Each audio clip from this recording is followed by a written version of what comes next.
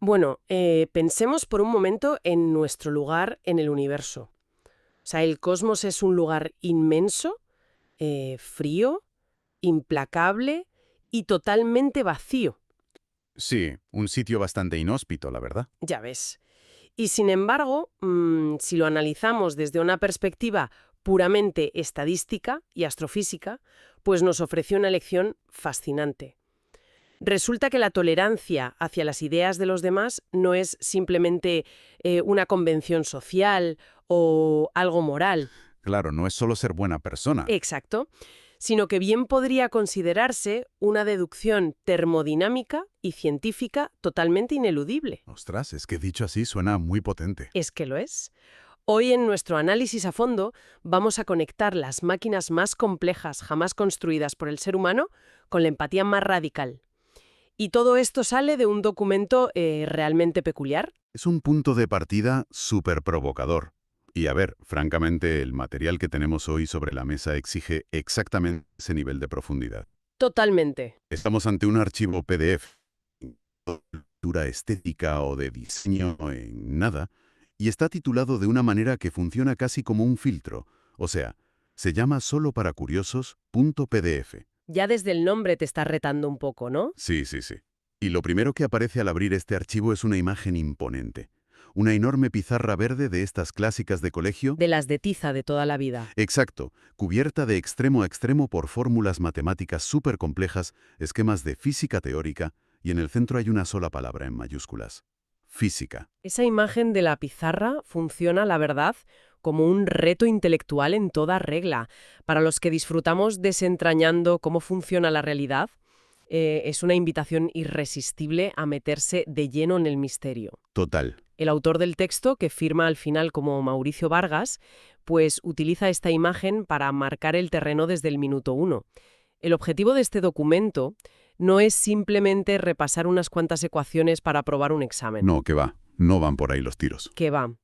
La misión de este análisis que estamos haciendo hoy es descifrar el manifiesto que se esconde detrás de todas las recomendaciones del autor. Vargas utiliza la ciencia más puntera y compleja como una herramienta directa para combatir lo que él mismo llama la infinita ignorancia y, cito textualmente, la vulgaridad actual que ofrecen los medios. O sea, es un documento concebido como un acto de resistencia intelectual en toda regla. Sí, sí, un manifiesto total.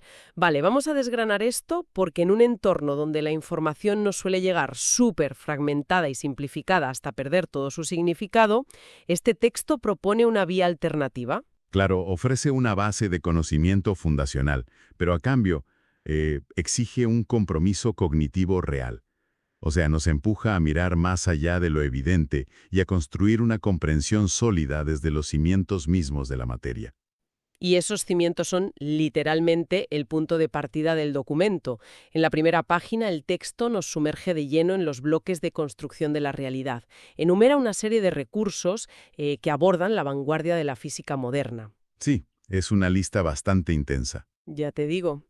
Comienza recomendando unos artículos de la Universidad Nacional de Colombia sobre el bosón de Higgs y los orígenes del universo.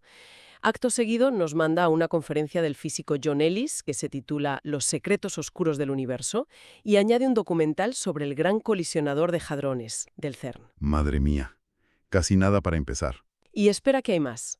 Por si fuera poco, nos lanza a la teoría de cuerdas, recomendando el primer capítulo de El universo elegante, y lo remata todo con un documental de National Geographic sobre los límites del universo. A ver, lo fascinante aquí es que esa secuencia de temas es de todo menos aleatoria.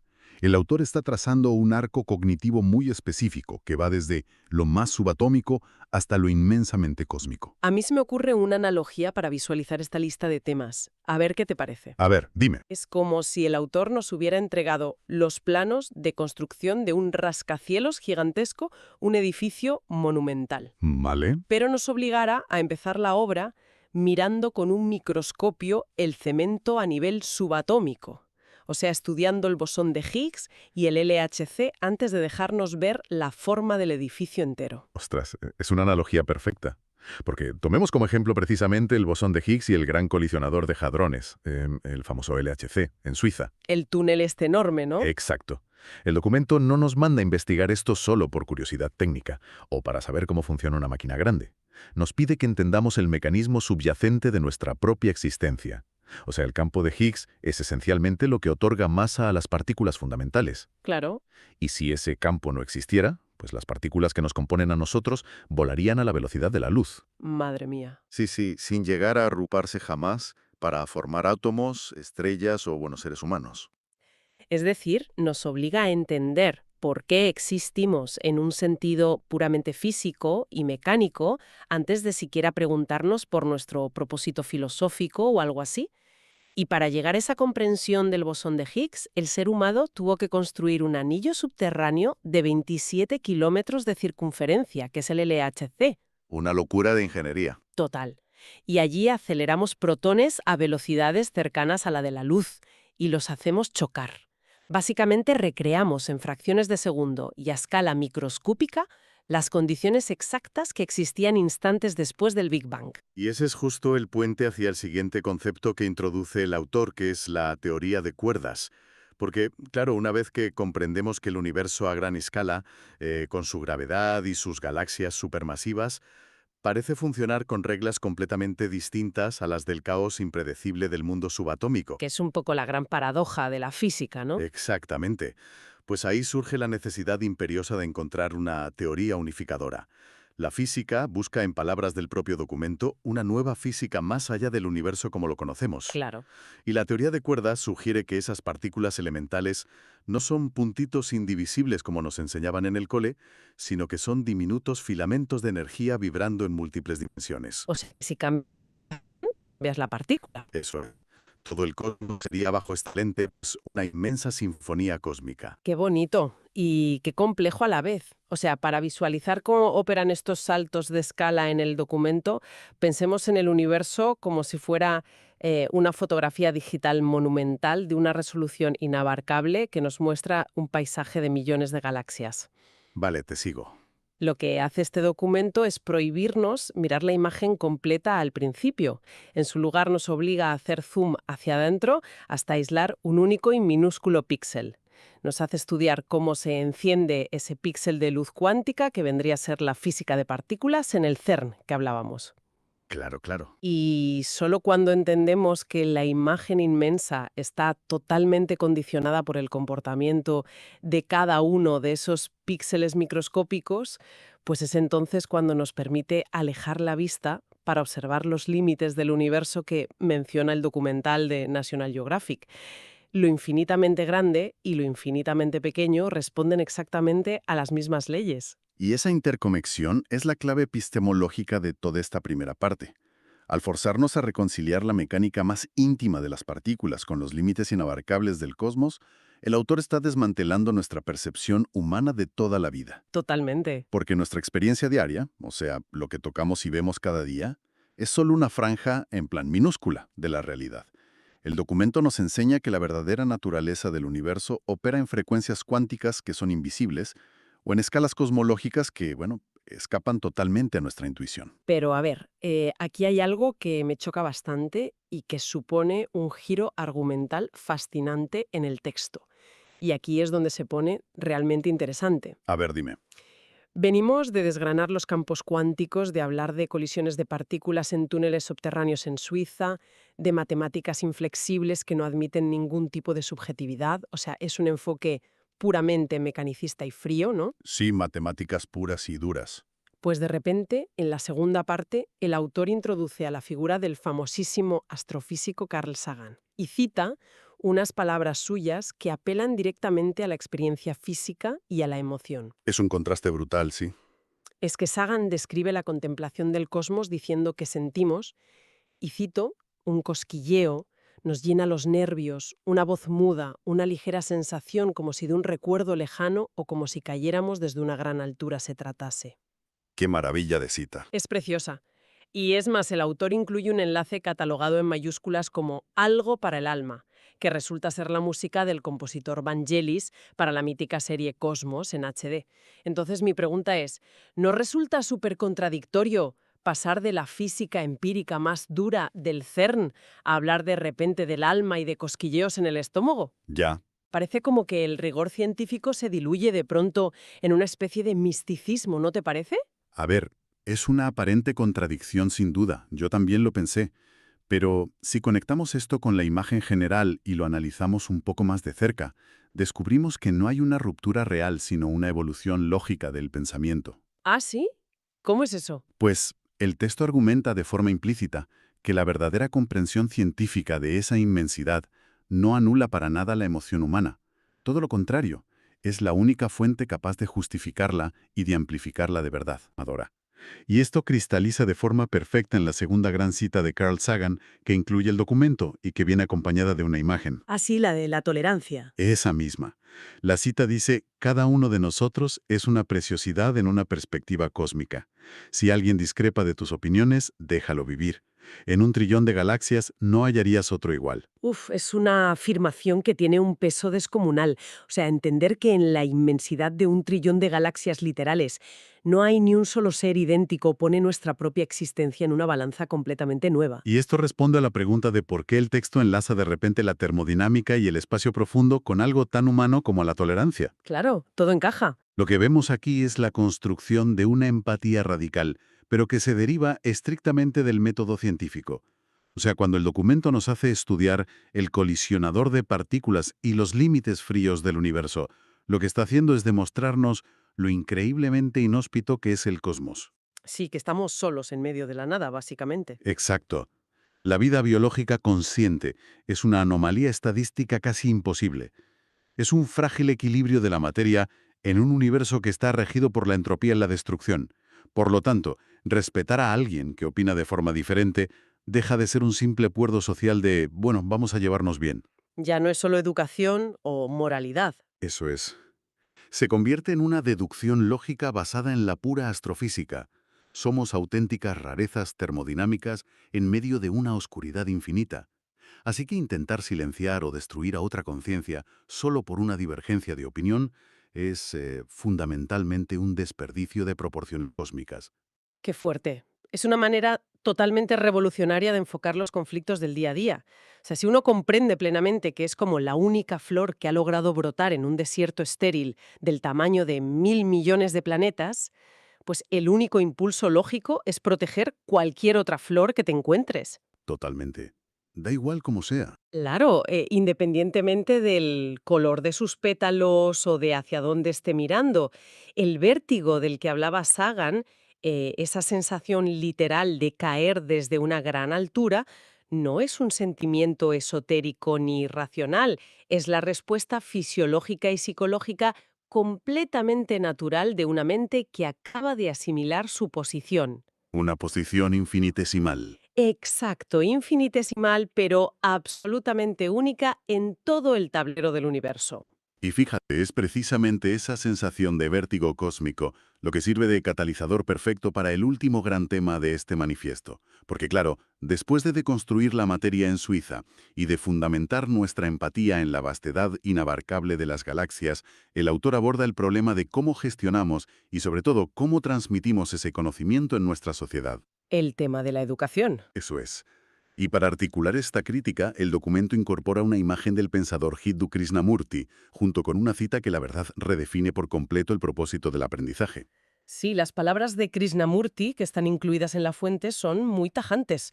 Dicen, la educación no es la simple adquisición de conocimientos, ni coleccionar y correlacionar datos, sino ver el significado de la vida como un todo. Y va un paso más allá.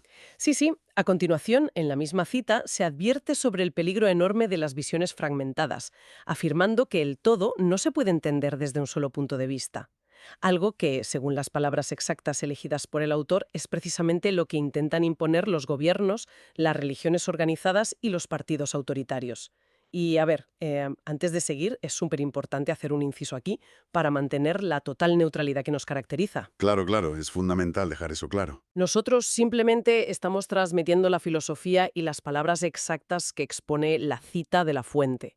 No estamos tomando partido ni respaldando esta visión sobre los gobiernos, las religiones o los partidos políticos, ¿eh? Que quede claro. Nuestro trabajo hoy es puramente analítico. Exactamente.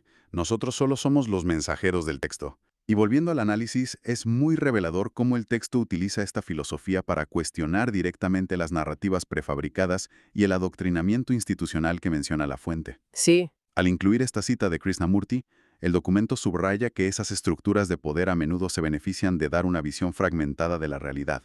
O sea, entregan a los ciudadanos parcelitas de conocimiento totalmente desconectadas para así mantener un control sobre un solo punto de vista. frente a eso, la visión holística de la que habla Krishnamurti, pues exige comprender la interconexión absoluta de las cosas, desde el mecanismo microscópico del bosón de Higgs hasta la empatía que sentimos por el vecino de enfrente. Todo está conectado. Todo.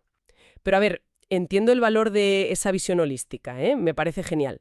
Pero entonces, ¿qué significa todo esto?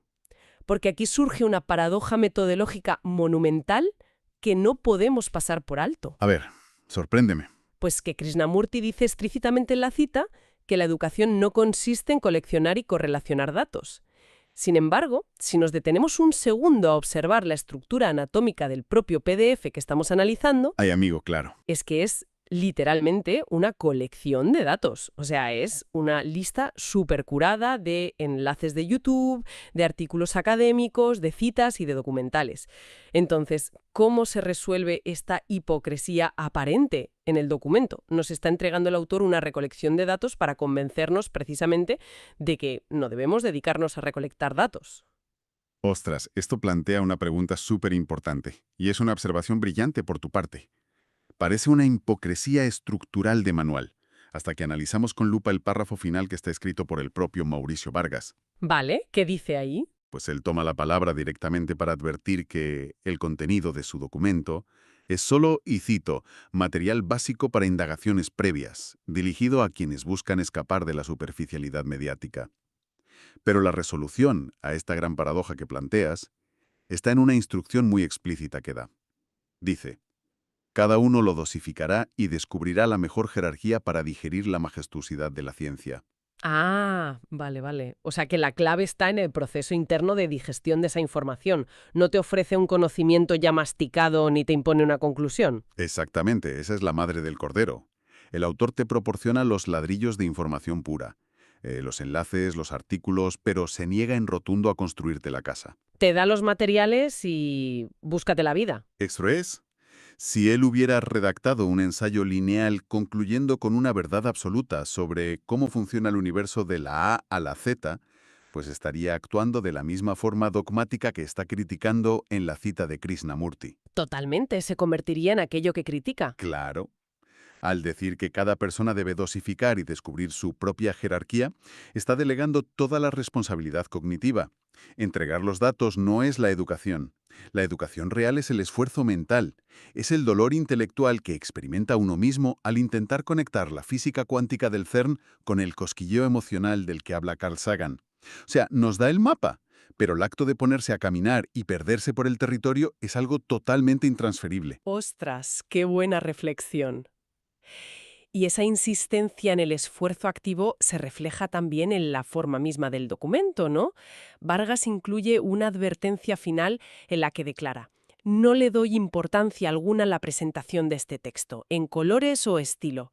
Lo verdaderamente importante se halla en las referencias y las explicaciones científicas. Es muy directo, ¿sí? Y tanto.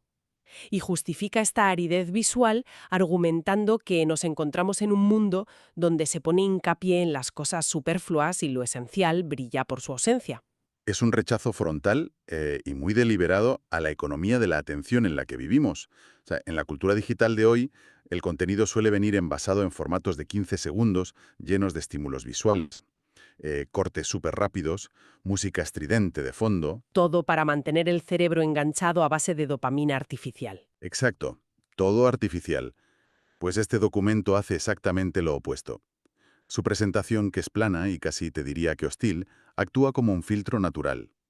Al despojar al texto de cualquier elemento de diseño que sea seductor, el autor exige que el interés provenga del interior de la persona que lee, de su sed genuina por comprender las cosas en profundidad y no de un truco visual barato.